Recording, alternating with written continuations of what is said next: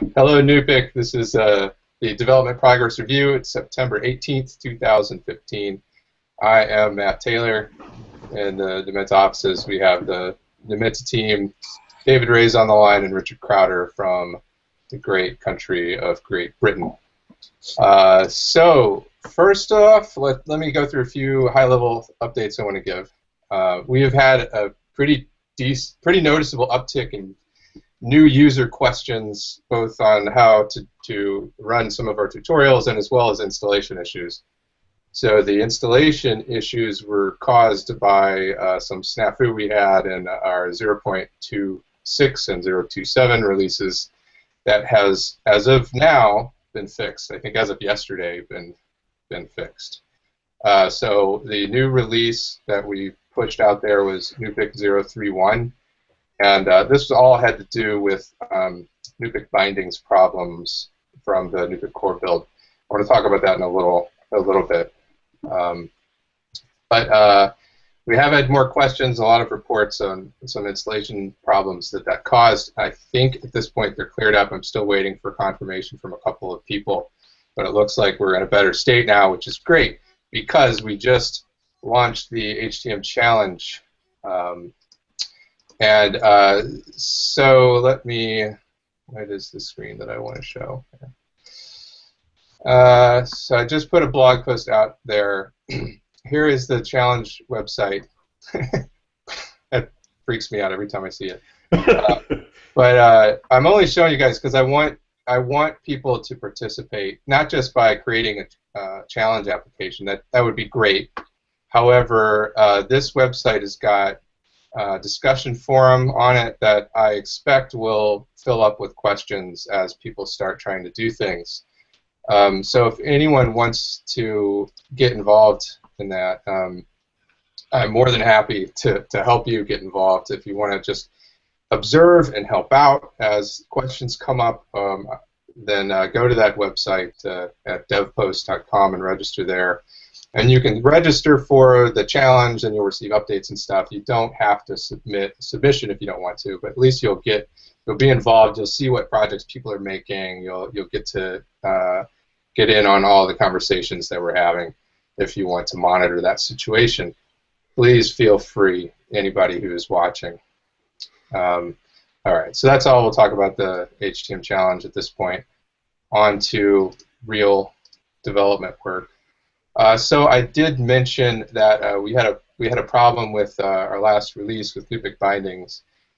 So we think what the issue was there were some breaking situations in NuPIC core. We have this NuPIC bindings package, Python package, and we made fixes, but we never bumped a version. So a new version never got pushed to PyPy because our pipelines, I don't think they deployed to PyPy, or PyPy doesn't accept any new deployments if a version bump wasn't made. So we had these old versions of broken binaries for NuPIC core up on PyPy for a long time, and that was breaking everyone's builds. So the answer to that was to bump the version, deploy to PyPy, and then bump the NuPIC version so that it picks up the new NuPIC core stuff. That seems to have fixed everything, but it was a bit of a debacle for a time while we were trying to figure out what was going on. But I think we're in a good place now. One thing I do want to note is installation issues like that came up over the past week are going to be really important for me to fix or to get fixed. So they're going to be higher priority now that we've announced this challenge thing, because there's going to be more people coming trying to install NuPIC, and that also applies to HTM Java. If you've got installation problems, I would prioritize those very high, as we're going to have more people trying to use our software. I do want to talk. I kind of want to talk to Austin about this, but we want to decide how are we going to do version bumps on NuPIC core, or NuPIC bindings, actually, because we have this situation now where there are discrepancies between CI builds and user builds, meaning because our CI will build NuPIC core and push the binaries up to S3, and then the subsequent NuPIC build will grab that one directly. So we'll always have the most updated NuPIC bindings package, but the users that are building off of tip of master will not. They're not going to get those S3 bindings packages unless they know exactly how to get them. So there's going to be a bit of a mismatch here until we do a version bump. If we change NuPIC core and we don't bump the version of it. So I just want everybody to be aware of that that might cause some issues. It might be something we want to have a discussion about. Does anybody have any input at this point, or should we could have that discussion on the mailing list later? So you have to do a version bump of NuPIC core in order for that to be seen by users?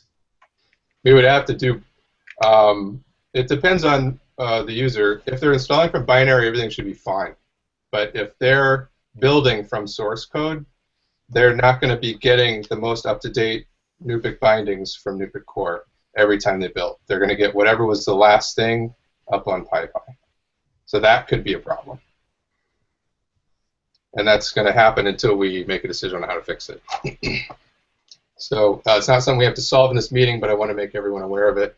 And I will probably just bring up a new topic about that so we can discuss in the mailing list. I'm good?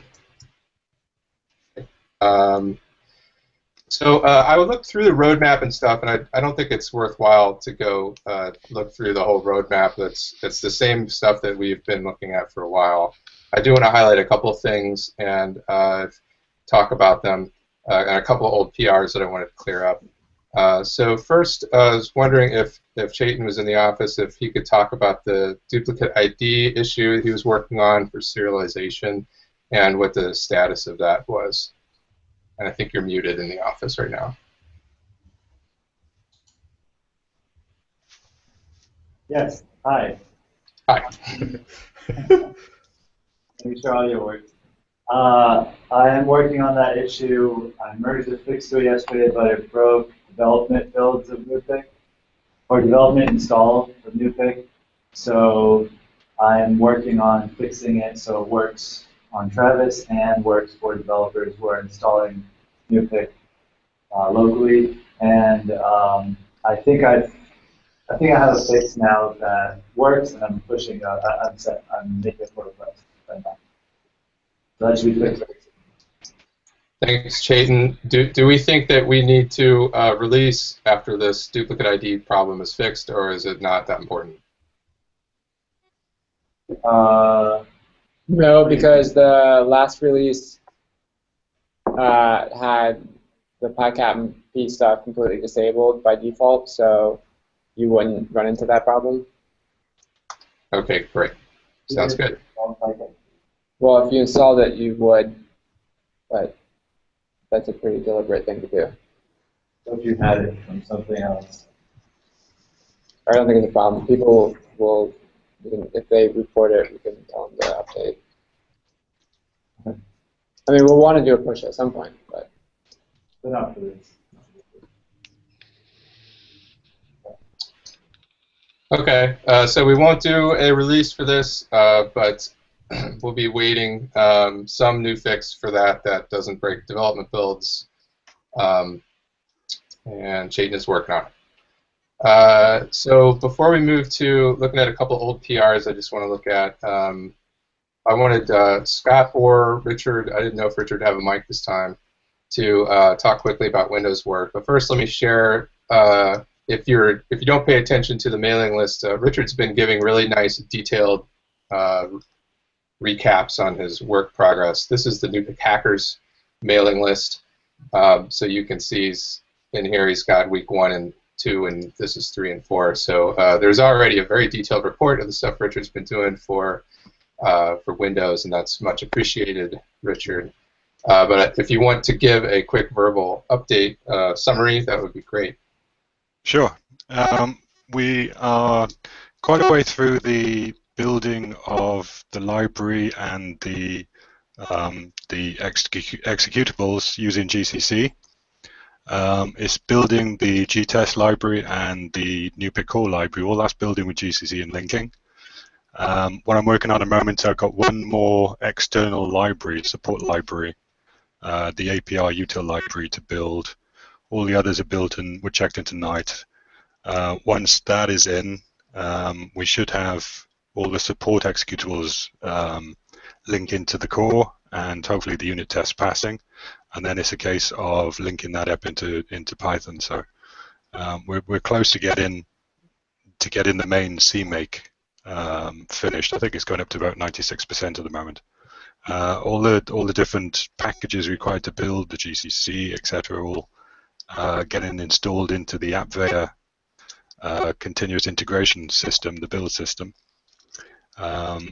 And so the final stage is getting those. Well, we're getting to the final stages of getting support, GCC support for the for building the core and linking it in through and getting the bindings and everything for Python 2.7. Excellent. Okay, thanks for the update, Richard. Okay, so I'm going to look at some open PRs real quick, just to get a quick status update. There's a few that are old. I don't know if they're abandoned or not. Particularly a couple from Mahale, who was an intern for us. These one for two for swarming, one hypersearch and one swarming. What's the status on those? Hopefully Scott or Chayton knows. I think when we put somebody on the hypersearch project again, they'll have to take a look at those and decide. Right. So unfinished. It looks like my preference is to close them if we're not. As long as we can drop the branches somehow. Yeah, the branches are on Mahale's. Well, before I close them, I'll note. Sorry, what? That's not going to be a very discoverable place for them, so we should make sure to list it in an issue or something first. I will update the issue with a link to the remote branch that the PR was created off of. Or, I mean, the closed PR will hang around, so I can always link to that. So I'll make sure that the original issue is updated, but I'll probably close these out.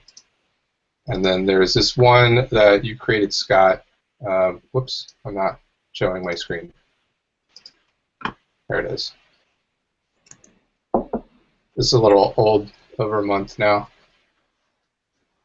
I think it's, so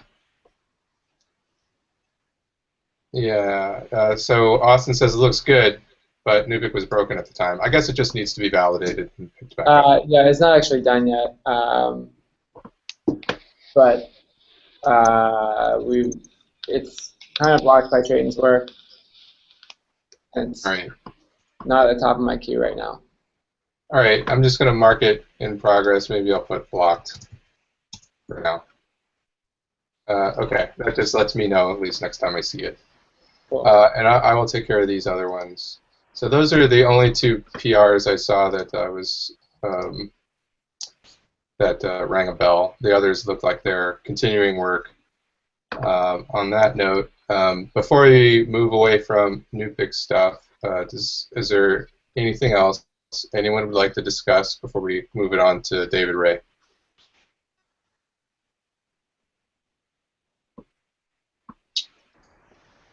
Last chance. You know I'm going to take a long time.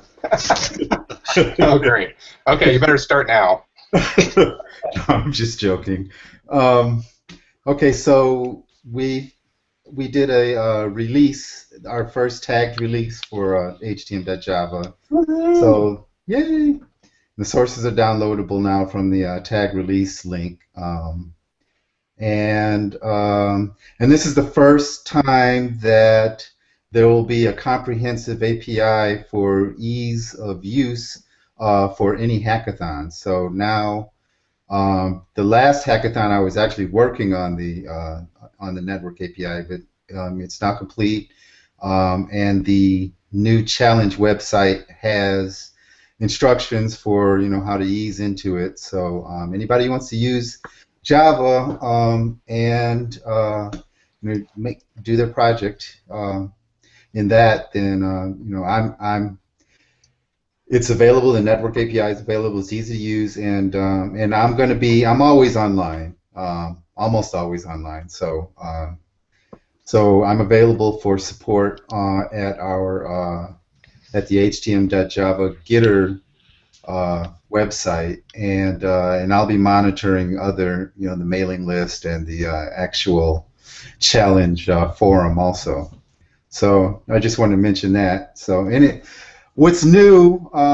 We added the ability to enter in arrays, binary arrays, directly into the network API. So you can have a file with arrays on each line, ones and zeros on each line, and you can point your sensor to those, and it'll crank on through your network. So automatically configure everything, That including. seems perfect for Cortical I/O word fingerprints. Yeah. And strangely enough, that wasn't the force for me doing it. It was just all Josh. He has his own MNIST experiment he's doing. So, but yeah, that works out perfectly. And since you brought it up, I'd like to also say that the Java API for Cortical.io is something I've been working with a little bit now. And there's some demos that are showing its use, and I can probably be of some use if someone needs some pointers or something, because I've been using it a little bit myself. So that's also available. Other than that, what else did we do? We fixed the coverage reports. There was an issue where synapses weren't totally removed, and I went ahead and deleted segments that don't have synapses too, something that hasn't been yet done in NuPIC, but I discussed it with Subotai, and he suggested that we eventually get around to doing it, so I did it anyway. Is there an issue in NuPIC for that? I saw you mentioned it somewhere, but we could ensure that it will get to it if there is an issue. I don't think I've logged one. I think there's an issue. This is in the connections data structure or something. I think Peyton might know more about it than I do. This issue of removing empty segments. Yeah, there's an issue, but it's just that's good. Yeah, I know in the Java version it was kind of hairy because just to ensure that it was missing. I don't know why it was difficult for me, but so I had to write some tests around it to make sure that it was actually gone when I thought it was gone. I don't know why, but anyway, so just as a heads up, what else? That's it. That's about it. I'm looking. Oh, we had the ability to turn on. It used to be hard coded as true is learned for all of the algorithms inside of a network node, and so now you can set them, but they're all set globally. You can't yet set them individually. It's something I'm going to be working on in the next week or so. So that should be there for anybody who needs it in their project, but it isn't right now. That'll probably be 0.6.3. Right now we're at 0.6.2, and that's about it. Thanks, David. I don't have anything else, so give everybody a chance to speak up if they want to talk about anything. Yeah, there's one thing that I had. The NuPIC audio, the genre classification, I'm getting close to needing encoders on the C++ side. I know there's issues already for porting that. Should I create my own and then look at porting that across, or tackle the issues within this within that project? So we're talking about NuPIC audio and NuPIC community. And you're talking about C++ encoders for specifically, do you know which ones you need for this, or would they be completely novel? I think at the moment it's probably scalar encoder. I'd need to check what other ones are available, potentially vector. It might be able to get away with just scalars. That's good. I mean, that's work that does need to be done eventually. So, and I don't think that we that are meant to have any prioritization for doing it. So if you're up to that challenge, that'd be a great initiative, in my opinion. The last time I looked at the issues, it looked as if there was some work needed to refactor the superclass, the base superclass of the encoders. I don't know if any progress has been made there. I do not remember. I think we have a. Bresnak was talking about that. Oh, this is probably a NuPIC core. Yeah, so right now I don't think there are any encoders in the C++, right? Right. There's not even a base class. Here's the one for a base class. Yeah, and so we should probably think about this a little bit, like what do we want? Like with a lot of the other classes, there's like a base class in C++ that's kind of mimicked in Python, and Python sort of inherits from the C++ class. I don't know if that's what we want to do here, or I mean, I guess in theory that, I mean, one end is there doesn't need to be any correspondence between the two, but it's probably good if there is some correspondence. And at the other extreme, the Python stuff could actually be subclasses of a C++ base class. So those are kind of two ends of the spectrum. So I don't know what the right thing is here. Okay, if you can have a think, and we probably discuss on mailing this, I guess, and try and work out a route through. Yeah, and I don't know what the right answer is. So I mean, other people should give opinions too. Yeah, I've always kind of felt like we should separate the base class into like a base class that's just for encoders generally, and then a subclass of that that's for the additional stuff needed for the OPF. So it has to be. Oh, okay. So that doesn't matter whether it's Python or C++. Correct. So that's the thing. Because right now it's all lumped into one in Python. Right? Do you think there should be a super base class in C++ that everything inherits from? The Python too? Yeah. No. Okay, so it's okay for there to be two separate class hierarchies, one C++, one Python. Yeah. I think so. Okay. That's probably easier. Yeah. Okay, that makes sense. That makes sense. It's probably good Okay. if that is matched in both, so that it's easy to look at one and the other. I guess if the interfaces on the subclasses are similar or the same as Python, then it'd be easier for people to carry across. And Right. Yeah. Do we want to look at that whole suggestion that was being talked about where the interface returns values rather than submitting containers that are modified inside the method with a void return? Remember we had that discussion with Bresnak? Yeah, I thought we all agreed that was a good change to work on, but it's something that would take a lot of time to update the entire code base. Oh, but so we couldn't just do that in C++ even though the Python doesn't do that? I mean, for the new interface, you know. Oh yeah, we should do it the way we want to do it with the new code we implement. So you're saying anything new, we'll do it the new way, but we still have a backlog of things to change if we want to update it and make it all consistent. Yeah, I think so. But if the code returns like a value, which in the case of encoders would be a list of non-zero entries, how would Python access the C++ encoders? Well, We'd have to transfer it over. We'd have to convert it over. Yeah, I mean, that would be the problem, right? isn't that true for anything? No, because we normally pass it in as an array that is filled in, as opposed to something that's returned. You brought up this issue. Do we have to allow the Python encoders to use the C++ encoders? Yeah, I think so. I think, for example, if Richard puts in a really cool audio encoder in C++, I think we want to use that in Python. And Yeah, I agree. And it's not just Python. It's any other language that ends up binding to it. I see.